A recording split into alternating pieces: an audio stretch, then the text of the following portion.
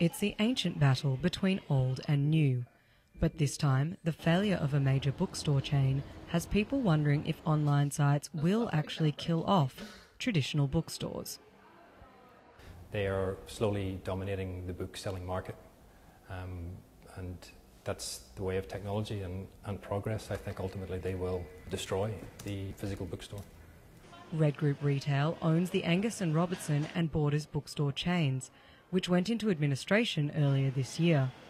The group is crying foul because online book sales remain GST exempt, and this is seen as a major factor in their collapse. But not everyone thinks this will filter down to other stores. There's no real connection between what's happening in the book world and what happened to Angus & Robertson and Borders. 9 Borders and 67 Angus & Robertson stores have already been closed across Australia. The loss of these stores and thousands of jobs is causing considerable nervousness for some in the industry, but not everyone is panicking. It's not having as much of an impact as you might think when you read the media.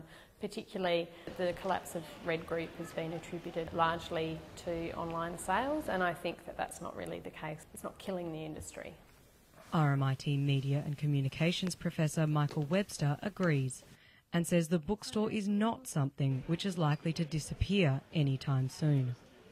My view, and I think the view of the industry, is that Angus & Robertson Borders has gone into administration because of their business practices, not because the market for the sale of books has declined. In fact, based on Nielsen BookScan figures, book sales in Australia last year increased. Although some experts feel that online sales and e-reader technology is not having a lot of impact on the book-selling market, former employees of the closing stores feel differently. We're unemployed, so we can't switch stores or anything, so we've got to look for new jobs. Buying books online can save readers up to 50% and is becoming increasingly popular as a result. E-reader sales are also on the rise, and not just online. Everybody was buying the Crowbars. Would sell maybe 3 or 4 a day if we had them in. But not everyone agrees this rise is significant for the future of bookstores. In terms of e-books, in America we know that it's about 15% of sales, but in Australia it is at maximum 3% of sales. And I don't think a shift of 3% of sales to e-readers has killed A&R and Borders.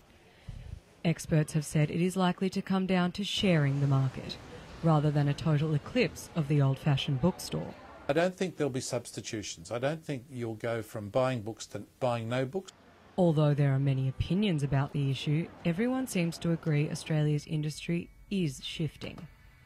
There definitely is a change going on, but it's not as fast or dramatic in Australia as it is elsewhere. Experts expect to see a rise in the number of people going online and in the sale of e-books and e-readers in the coming years. So how will the bookstore survive? Some believe it won't. We can't pretend that e-books don't exist anymore, and I think maybe 10 to 15 years life left in bookstores. But many believe the bookstore experience simply can't be replaced. Your customers are buying on price, that's when you can have the biggest problems with losing sales to online. But I think customers who go to independent bookstores are more likely to be going to those stores for reasons other than price. While bookstores are now on the endangered list, they are by no means extinct. Kate O'Connell, Newsline.